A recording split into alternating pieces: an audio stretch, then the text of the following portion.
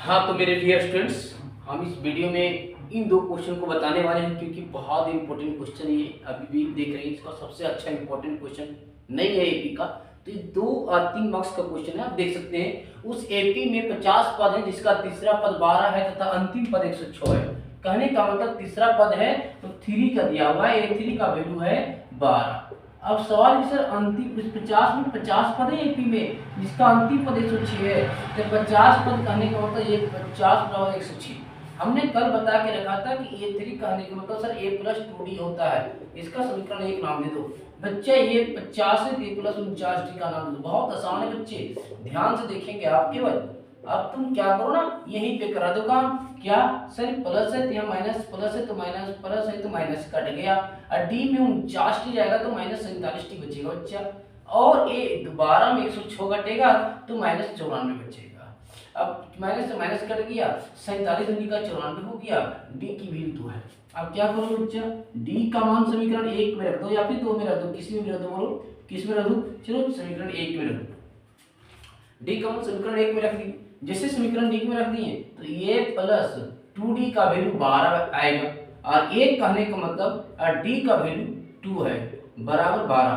ये प्लस 2 4 का बराबर 12, और ये की जो वैल्यू है 12 में 4 जाएगा तो 8 बचेगा। इस सवाल का मेरा जवाब निकल गया, ये ऑलरेडी निकल गया। 29वां पर पूछा, बहुत आसान है।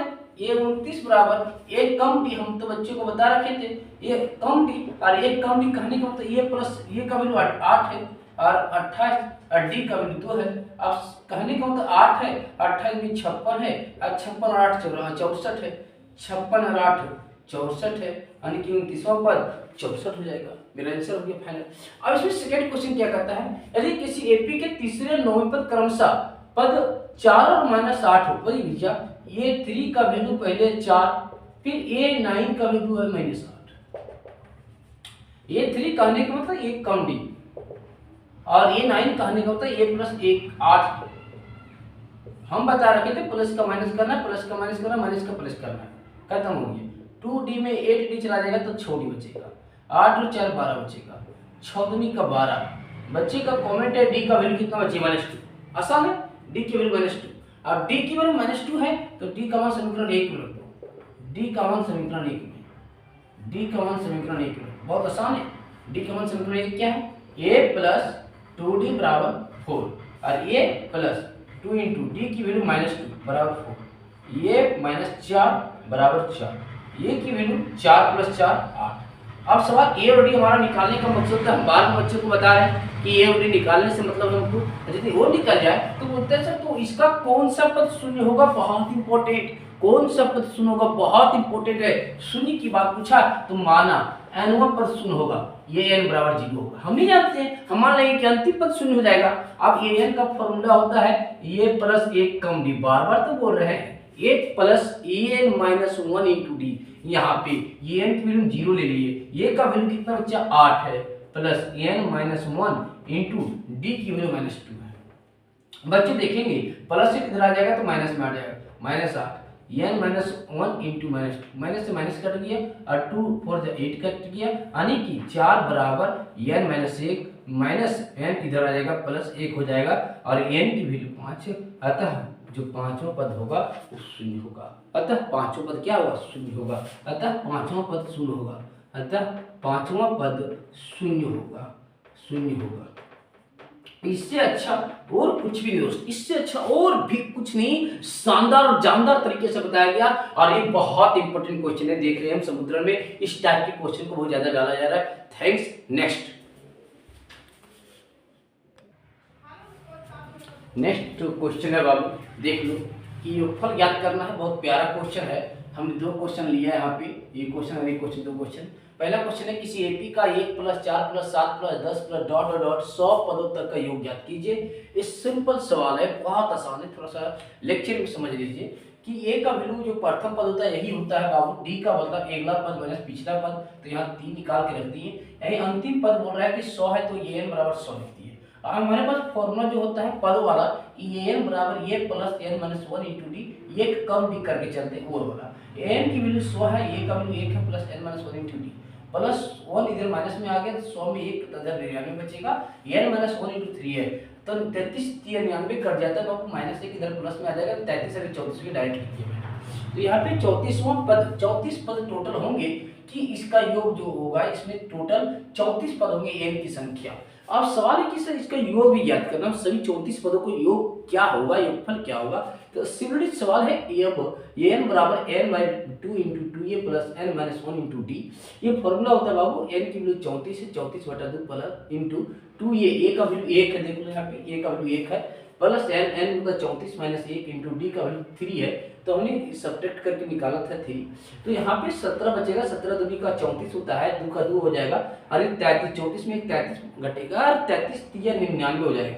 99 को 2 से ऐड करेंगे तो 101 का 17 को 101 गुना तो जानबे करते हैं, आप लोग भी जानते ही होंगे कि 17 को 101 से गुना करें तो वही संख्या रिपीट हो जाती है। 16 को 101 करते 16 16 हो जाता, 17 को 101 से करें 17 17 हो जाता, 18 को 101 से करें तो 18 18 हो जाएगा। बहुत आसान है, कोई दिक्कत नहीं। नेक्स्ट की बात है, 2 अंकों वाली कितनी संख्याएं 3 से विभाजित होगी, उन सभी अंकों का योग ज्ञात करें। उन सभी अंकों का योग ज्ञात करें। बहुत शानदार है। 2 अंकों वाली संख्या पर ढूंढना है कि हमको कितनी संख्या है। 2 अंकों वाली संख्या कितने होते हैं पूरे नंबर में, प्राकृत संख्याओं के बीच में इनमें 2 अंकों वाली संख्या कितनी होती है। हम समझ सकते हैं कि जो पॉजिटिव इंटीजर्स होते हैं 10 से शुरू होती है 99 तक जाते हैं। हमने पद लिख दिया कि 10 11 12 13 14 71 99 तक वो संख्या 2 अंकों वाली होती है। अब इस सवाल के सर 3 अंक से विभाजित 3 से विभाजित होने की संख्या ढूंढना है। 10 तो कटेगा नहीं, 11 तो कटेगा नहीं, तो कहां से कटेगा 12 से। तो हमने ले लिया 12, 12 के बाद क्या कटेगा 15, 15 के बाद क्या कटेगा 18 के बाद 23। इस तरह से डॉट डॉट 99 तक संख्या 3 से कटेगी। यदि यहाँ पे 2 कहता हम 12 से शुरू करते, 12 के बाद 14 करते, 14 के बाद 16 करते, 18 करते, डॉट डॉट है यहाँ 99 तक ना जाके उसके पहले होता 98 तक होता। मैंने ये कर लिया। अब सवाल मेरे पास a बराबर 12 निकल गया, d का वैल्यू अगला पद माइनस पिछला पद ऐसा निकाल दिया, ये अंतिम पद जो 99 है। हमने ऐसा कहा कि n की जो value a plus n minus 1 into D है, ये n की वैल्यू जो अंतिम पद है 99 है, ये दिया हुआ है। ये का वैल्यू 12 बच्चा देख लो, n की वैल्यू हमको निकालना पता नहीं है, n की वैल्यू पता नहीं था तो d का मतलब 3 है, जिससे विभाजित तो बात पूछता वही होता है। आप घटा के भी दे सकते हैं, 15 में 12 घटेगा, 18 में 15 घटेगा, सब 3 बचेगा। यहाँ पूछता है कि 7 से विभाजितता कितनी होगी, तो 7 हो जाता है d की वैल्यू, है ना। आप बताओ 3 से कट गया 29, ये 87 होता है, कट जाने के बाद माइनस 1 इधर प्लस में आ गया और n की वैल्यू 30 हो गया। अब पदों का योग क्या होता है, Sn बराबर n/2 into 2a plus n minus 1 into D, इसका रिस्पेक्टिव फॉर्मूला होता है। उस फॉर्मूला के साथ देखेंगे तो 30 n की वैल्यू है, आगे परिवर्तन पुट किए हुए, 30 के बाद 15 29 कट जाएगा, 12 दूनी का 24 और 29 बचेगा। यहाँ पे 30 में 29 बचेगा, 29 दिया का 87 और 87 को 24 से ऐड करेंगे तो बच्चे देखो 7 और 4 11 में 8 10 और 11 होता है। 15 को 111 से गुणा करें तो 15 का भी एक ट्रिक हमने कल बच्चों को बता रखा है, 11 से या फिर 111 से या फिर इतने संख्या से बार बार संख्या रिपीट करें तो कोई दिक्कत नहीं, इन संख्या को जोड़ देना पड़ता है। 5 1 6 बीच में रहेगा, फिर 5 1 6 2 बार, ये 2 11 का जोड़ा है, 1 11 इधर है 1 11 इधर है, तो 2 बार बीच में जुड़ते हैं। अंत का अक्षर समान रहता है, अंत का अक्षर समान रहता है। जैसे एक बार बक्सम देख लेंगे क्या कि यदि आपको 25 गुने 1 1 1 1 रहता तो यहाँ पे कितने पेयर बन सकते हैं, 1 11 1 11 2 11, तो 5 तो रहेगा, ये 5 2 7 रहेगा, 5 2 7 रहेगा, फिर 2 का 2 रहेगा, ऐसे रहेगा, ऐसे फिर एक बार और पेयर बनेगा, इसलिए 2 7 यहाँ पे 3 7 रह जाएगा यहाँ पे लगातार। इस तरह से आप खुद समझ सकते हैं, अच्छे बच्चे हैं आप लोग, खुद समझदार हैं आप, इस तरह से वीडियो को देखते अंत तक देखते रहें और जितना कोशिश हो लाइक को शेयर करते रहें। थैंक्स।